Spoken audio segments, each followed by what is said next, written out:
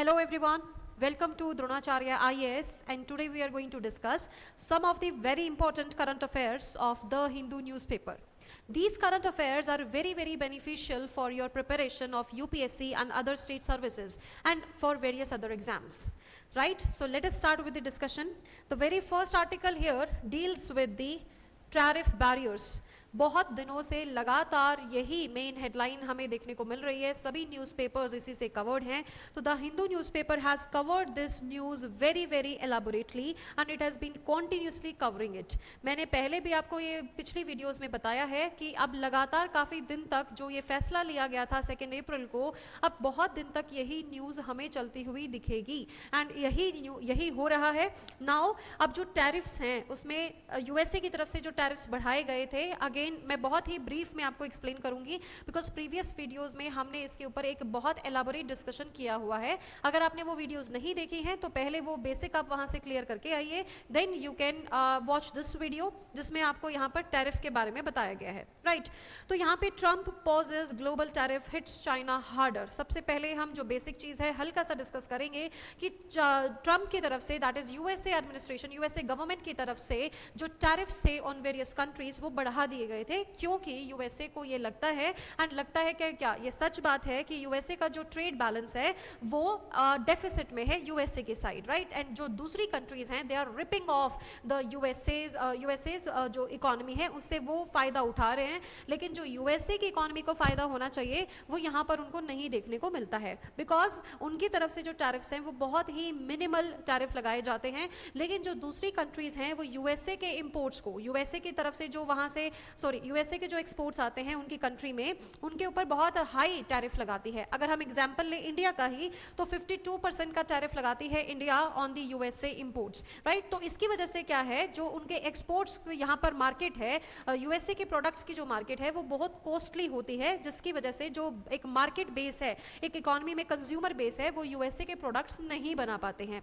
लेकिन इंडिया की तरफ से जब हम देखें तो इंडिया के ऊपर जो टैरिफ लगाए गए थे इससे पहले, जो ये नई न्यू टैरिफ रिवाइज है, इनसे पहले की अगर हम बात करें तो यूएसए के अंदर इंडियन प्रोडक्ट्स की बहुत डिमांड है, बिकॉज वो सस्ते हैं और वो जो कंज्यूमर बेस है वो वहां पर बना चुके हैं. यही केस है चाइना के लिए भी. चाइना तो एक मेजर प्रोडक्शन कंट्री है जिसमें ह्यूज प्रोडक्शन होता है प्रोडक्ट्स का, जिसकी वजह से क्या है वो उनकी मार्केट का भी, क्योंकि क्या है उनका जो लेबर है वो बहुत सस्ता है एंड दैट इज वाई जो वो पैसा है वो जो प्रोडक्ट्स हैं उनको मार्केट में भेजते हैं, डिफरेंट कंट्रीज में डंप करते हैं. एंड स्पेसिफिकली यूएसए के साथ उनके ट्रेड वॉर्स पहले भी चले हैं, अभी भी वही चीज यहाँ पर हमें देखने को मिलती है, क्योंकि जो चाइना का मार्केट, जो चाइना का प्रोडक्ट का रेट है वो यूएसए जैसी कंट्री भी मैच नहीं कर पाती है, बिकॉज यहाँ पर क्या है लेबर फोर्स बहुत सस्ती है एंड प्रोडक्टिविटी हायर है. So that is why they send their products at a very cheap rate, जिसकी वजह से जो चाइनीज प्रोडक्ट्स की डिमांड है दूसरी कंट्रीज में वो बहुत ज्यादा बढ़ गई है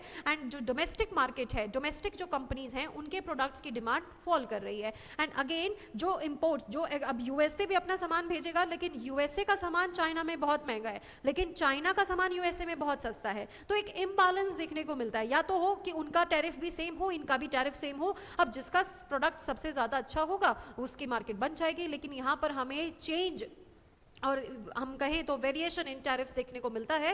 that is because of the difference in the developed and developing countries. China still claims itself as a developing economy just like India, and जिसमें यूएसए की अगर हम बात करें तो it is one of the most biggest developed economy of the world. तो वहां पर इनके लिए दैट इज वाई हमें different variations in the tariffs देखने को मिलते थे आज तक.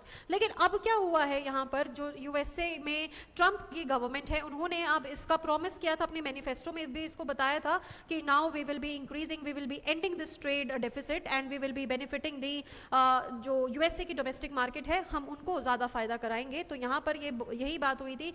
लिबरेशन डे की अगर हम बात करें, liberation day that was on April 2, तो वहां पर इन्होंने बोला था कि हम सभी कंट्रीज के लिए आप टैरिफ्स बढ़ाने वाले हैं.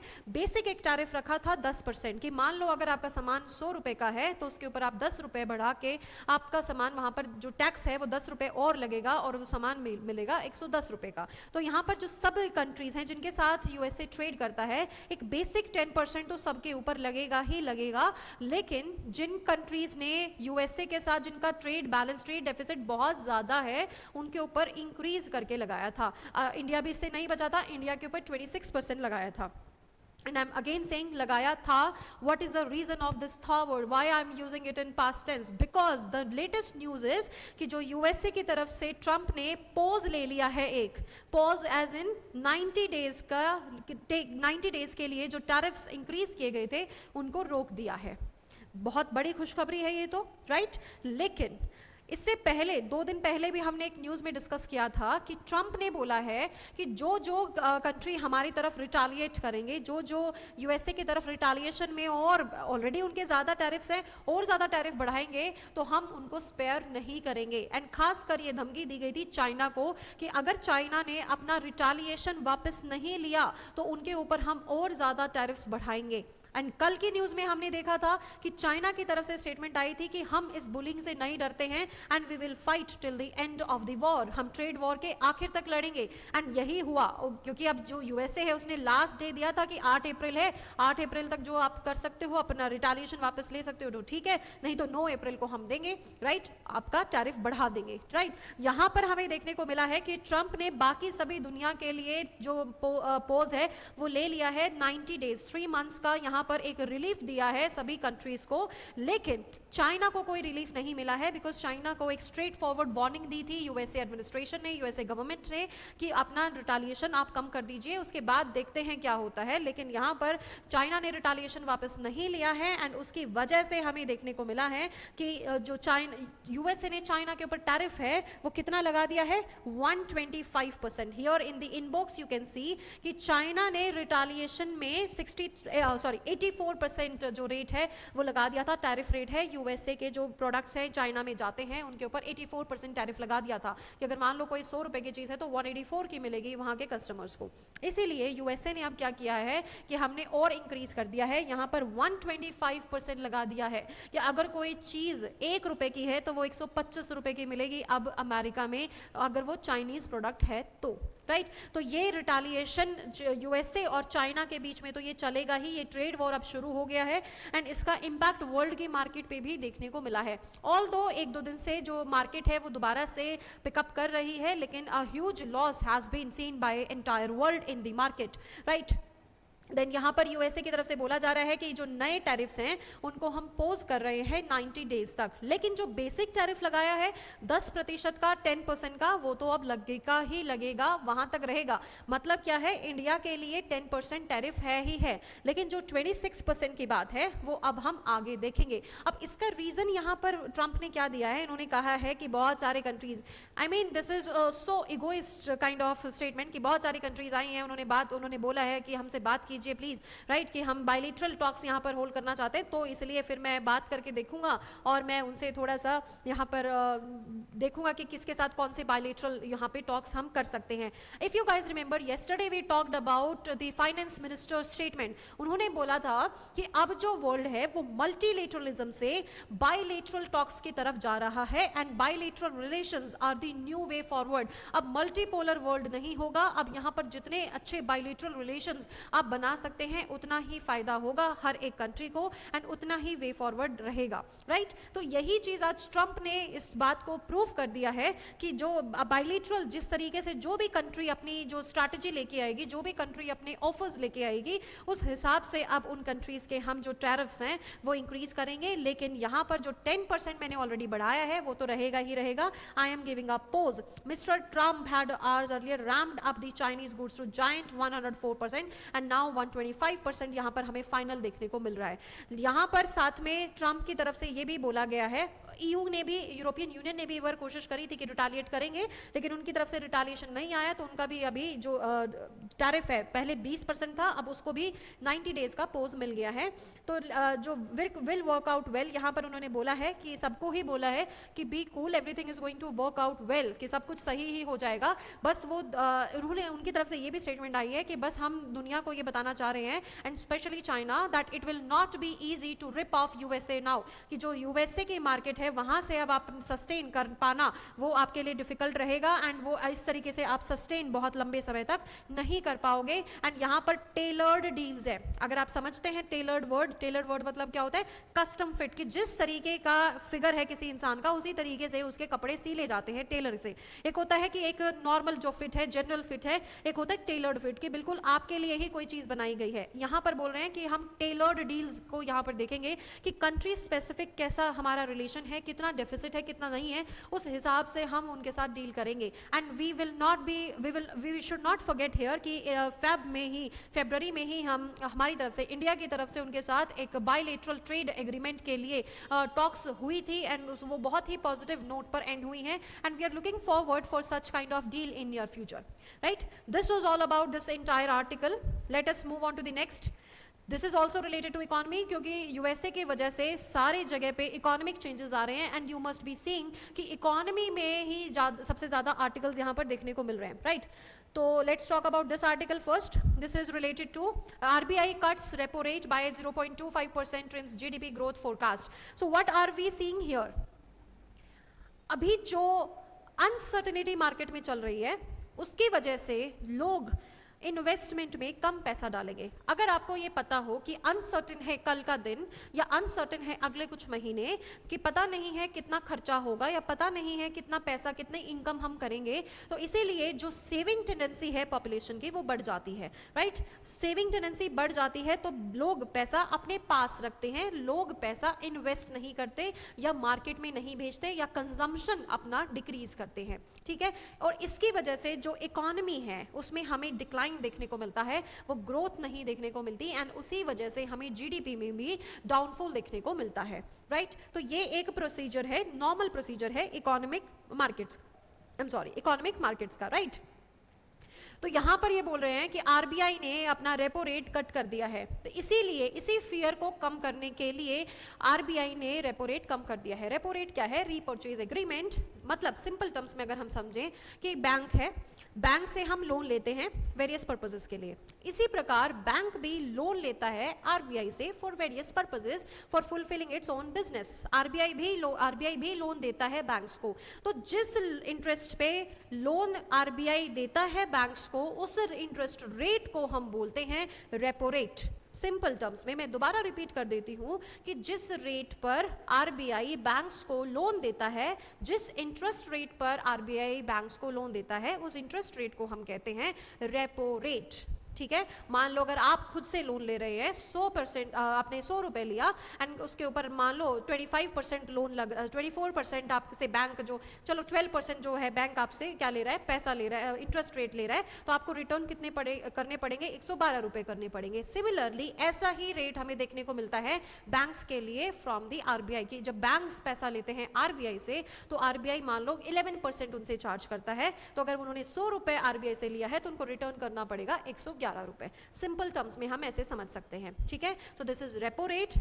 तो यहाँ पर जो आपका आरबीआई कट्स रेपो रेट, तो आरबीआई ने रेपो रेट कम कर दिया है, मतलब क्या है? लोन सस्ता कर दिया है बैंक्स के लिए, and it will be now visible in the normal loans, home loans, car loans, investment loans, जितने भी लोन्स बैंक से आम जनता लेती है, बिजनेसमैन लेते हैं, पब्लिक लेती है, उनमें भी हमें एक स्लाइट कट देखने को मिलेगा, राइट। तो जब भी लोन आरबीआई सस्ता करता है बैंक्स का, तो वो जो पॉलिसी, जो बेनिफिट है, वो आगे भी भेजा जाता है फ्रॉम दी बैंक्स, राइट। तो जो बैंक्स आगे लोन सस्ता करेंगे तो अब इंसान जो हैं, जो सिटीजन्स जो हैं, वो अब लोन ज़्यादा ले सकेंगे, क्योंकि उनको लगेगा कि लोन सस्ता हो गया है तो लोन अभी हमें ले लेना चाहिए। जब वो लोन लेंगे तो उनकी जो एक्सपेंडिचर टेंडेंसी है वो बढ़ेगी, जो कंजम्पशन टेंडेंसी है वो बढ़ेगी, एंड मार्केट में जो पैसा है वो फ्लो होगा, ज़्यादा जाएगा पैसा, ठीक है। इसको हम बोलते हैं मॉनेटरी पॉलिसी, जो आरबीआई इसको ओवरलुक करता है। तो मॉनेटरी पॉलिसी में जब चेंज आता है, आरबीआई जिसमें चेंज करता है,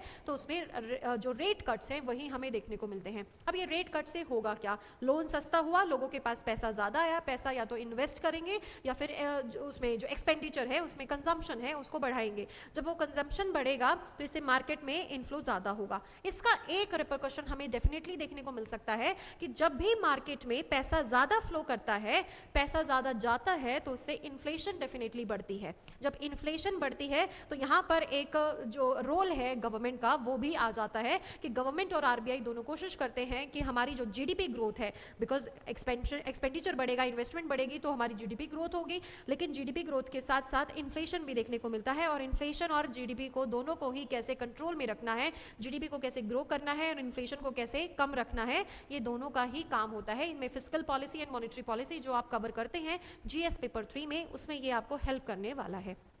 राइट तो यहाँ पर आरबीआई ने जो इससे पहले 6.25 था, अब जो रेट है उन्होंने 6.7 से, sorry just a second, yes 6.25 से है उन्होंने 6% कर दिया है रेपो रेट। एंड ऑल्सो उन्होंने बोला है कि जो बिकॉज अभी फिलहाल की वर्ल्ड इकोनॉमिक सिचुएशंस देखने के बाद जो हम अंदाजा लगा पा रहे हैं, तो इस ईयर जो जीडीपी हमने फोरकास्ट करी थी कि 6.7% तो जीडीपी रहने वाली है, वो अब कहीं जाके 6.5% पे रुक सकती है, उसको भी इन्होंने ट्रिम डाउन कर दिया है, उसको भी कट डाउन कर दिया है, क्योंकि जो टैरिफ्स बढ़ते हैं उससे एक्सपोर्ट कम होंगे।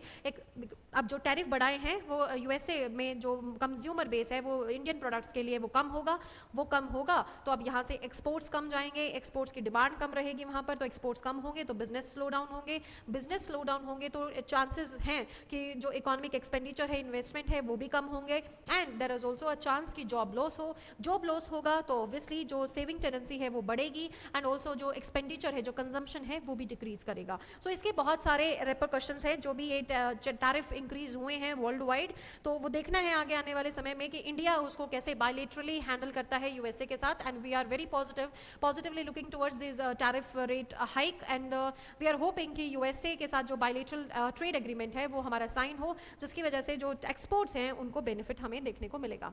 Right so next article here is related to India and transshipment facility for Bangladesh exports city cites congestion. तो यहाँ पर एक जो रिसेंट एक थोड़ा सा हार्श जो रियलिटी है वो हमें देखने को मिली है, बांग्लादेश की तरफ से थोड़ा सा टिल्ट जो है वो चाइना की तरफ जाते हुए दिख रहा है, एंड उन्होंने चाइनीज जो इकोनॉमी है उसको ओवरपावर करते हुए दिखाया है बांग्लादेश ने। तो रिटालिएशन में, हालांकि इसको मना किया गया है कि हमारी तरफ से कोई रिटालिएशन नहीं है, बस हमारे जो पोर्ट्स हैं और जो एयरपोर्ट्स हैं वहां पर थोड़ा कंजेशन है ट्रैफिक का, दैट इज वाई हमने अभी उनको रोक दिया है। इससे पहले क्या था कि हम यहाँ से जो बांग्लादेश का जो कार्गो है नेपाल और भूटान या म्यांमार जो जाता था वो हम अपने लैंड रूट्स के थ्रू, ट्रांसशिपमेंट प्रोसेस के थ्रू जाने देते थे, एंड वो जो कंजेशन है वो पोर्ट सिटीज पे बढ़ता था। लेकिन अब वो उस चीज़ को थोड़ी दिन के लिए रोक दिया है, एंड ये बोला जा रहा है, ये माना जा रहा है कि अभी रिसेंटली जो उनकी तरफ से स्टेटमेंट आई हैं, बांग्लादेश की तरफ से जो स्टेटमेंट्स आई हैं, चाइना की तरफ जो टिल्ट देखने को मिल रहा है उसका रिटालिएशन है। बट हमारे जो ऑफिशियल्स हैं, जो मिनिस्ट्री ऑफ एक्सटर्नल अफेयर्स है, उन्होंने इस बात को मना किया। उन्होंने बस ये कहा है कि ऑलरेडी जो हमारे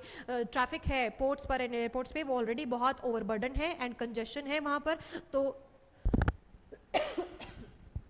आई एम सॉरी, तो उसके लिए इन्होंने इसको कम किया है। Right so let's see near future में क्या होता है आर्टिकल में।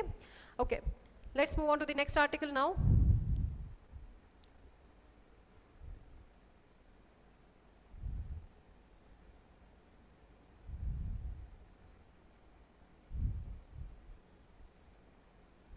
Kerala and Tamil Nadu to conduct joint Nilgiri tahr census from April 24। तो यहाँ पर ये स्पीशीज के फॉर्म में आपके लिए इंपॉर्टेंट है, Nilgiri tahr which is endemic to Western Ghats and majorly found in the, यहाँ नाम से ही आपको देखने को मिलेगा नीलगिरी तहर, तो नीलगिरी हिल्स में ये ज़्यादातर देखने को मिलते हैं।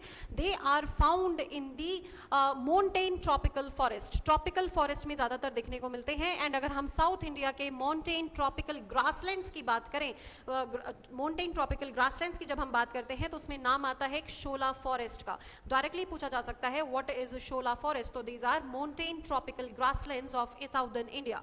राइट तो वहां पर ये एंडेमिक है ये पॉपुलेशन, तो इसका अब सेंसस यहाँ पर बात करवाई जा रही है, सेंसस की यहाँ पे बात की जा रही है, तो सेंसस करवाया जाएगा। नाउ फ्रॉम IUCN स्टेटस अगर हम इसको देखें तो दिस इज एंडेंजर्ड, एंड अगर हम वाइल्ड लाइफ प्रोटेक्शन एक्ट की तरफ से देखें तो it is cited in the schedule 1, तो इसमें प्रोटेक्शन का जो लेवल है वो हाई है। साथ में एराविकुलम नेशनल पार्क की बात करी जा रही है, तो Eravikulam national park you must be knowing that it is located in the Kerala. Right तो एराविकुलम जो नेशनल पार्क है उसमें सबसे ज्यादा हाई डेंसिटी पाई जाती है नीलगिरी तहर की, हाई पॉपुलेशन डेंसिटी। राइट तो this article is also important for you. अब इसके बाद जो रिपोर्ट्स आएंगी, जो सेंसस आएगा, उसके बाद आर्टिकल्स जो आएंगे उनको हम डिस्कस करेंगे। ओके जी, let's move on to the next article now. Very, very important article. Government approves a 63,000 crore deal for procuring Rafale.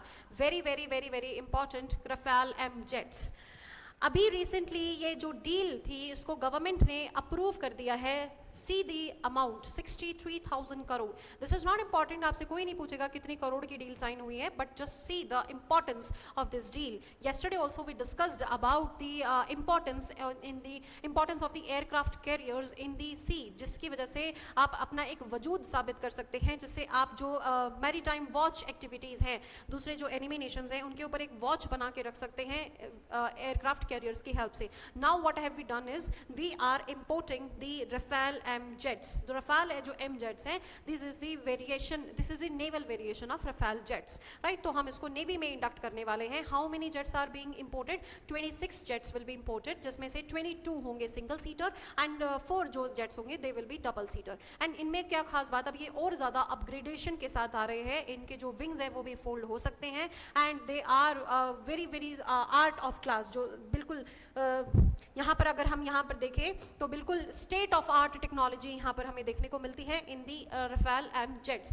तो रफेल एम का मतलब यहाँ पर मरीन ही है कि ये मरीन वर्जन यहाँ पर हमें देखने को मिलेगा, राइट. देन इससे पहले भी हम एक बार 36 रफेल जेट्स यहाँ पर इंपोर्ट कर चुके हैं और ये डील साइन हुई थी 2016 में. एंड अब हम इसमें और ज़्यादा इंपोर्ट कर रहे हैं ऐसे रफेल जेट्स जो 63,000 करोड़ की जो डील साइन हुई है. तो यहाँ पर आपके लिए इंपॉर्टेंट है रफेल एम जेट्स. साथ में इसमें यहाँ पे आपको एक आर्टिकल में एक नेवल एक्सरसाइज का जिक्र किया गया है. Yes here. तो यहाँ पर इंपॉर्टेंट है ये एक्सरसाइज भी आपके लिए. यहाँ पर बोला गया है bilateral Varun exercise. Bilateral Varun exercise ये आपको ध्यान रखना चाहिए. This is naval exercise, right. And जिसमें हम ये बात करते हैं नेवल एक्सरसाइज है किस किस के बीच में है, इंडिया और फ्रांस के बीच में. डायरेक्टली पूछा जा सकता है वरुण जो नेवल एक्सरसाइज है वो किन दो कंट्रीज के बीच में देखने को मिलती है. वो फ्रांस और इंडिया के बीच में नेवल एक्सरसाइज है. एंड इसके बाद यहाँ पर थोड़ा सा आपको प्रोजेक्ट 75 के बारे में भी बताया गया है. प्रोजेक्ट 75 क्या है? इस डील के साथ साथ अब जो अगली डील है हम फ्रांस के साथ जो पूरी करना चाह रहे हैं उस डील में ऑलरेडी एक प्रोजेक्ट 75 ऑलरेडी हम उसके ऊपर काम कर रहे हैं. प्रोजेक्ट 75 के अकॉर्डिंग क्या है, यहाँ पर हम 6 स्कॉर्पियन क्लास जो सबमरीन्स हैं वो यहाँ से ले रहे हैं, टेक्नोलॉजी ट्रांसफर करा रहे हैं. 6 स्कॉर्पियन क्लास. स्कॉर्पियन क्लास कौन सी होती है? जो डीजल और इलेक्ट्रिक इंजन पे अटैक सबमरीन्स होती हैं, they are the Scorpion class. And then अगर हम यहाँ पर बात करें कि ये जो जितने भी जो फाइटर जेट्स हैं उनको हम स्टेशन करेंगे एयरक्राफ्ट कैरियर्स पे. एयरक्राफ्ट कैरियर्स हमारे पास फिलहाल 2 कैरियर्स हैं जिसको हम बोलते हैं विक्रम आदित्य एंड विक्रांत. तो विक्रम आदित्य रशिया से हमने इंपोर्ट किया हुआ है एंड जो इसमें विक्रांत जो है वो इंडिजिनस है. एयरक्राफ्ट कैरियर मतलब जो शिप्स होती है बड़ी बड़ी जिनके ऊपर ये पार्क्ड होते हैं हमारे जेट्स, ठीक है. एंड देन इसमें और भी यहाँ पे बात करी गई है कि जो इंडियन एयरक्राफ्ट कैरियर्स हैं वो स्काई जंप को यूज़ करते हैं. स्काई जंप मतलब क्या कि जो रैंप है जहाँ से वो टेक ऑफ करते हैं वो थोड़ा सा कर्व्ड होता है. ये इस तरीके के कैरियर्स हम यूज़ करते हैं. तो उनमें थोड़ा सा अब हमें चेंज करने की ज़रूरत पड़ेगी बिकॉज वो ऑलरेडी MiG-29 जेट्स जो हमने रशिया से लिए हुए हैं MiG-29 जेट्स उनके लिए यहाँ पर ये इंपॉर्टेंट एस्पेक्ट देखने को मिलेगा. साथ में हम ऑलरेडी किस पे रिलाई कर रहे हैं, twin engine deck based fighter यहाँ पर आपको देखने को मिलेगा TEDBF.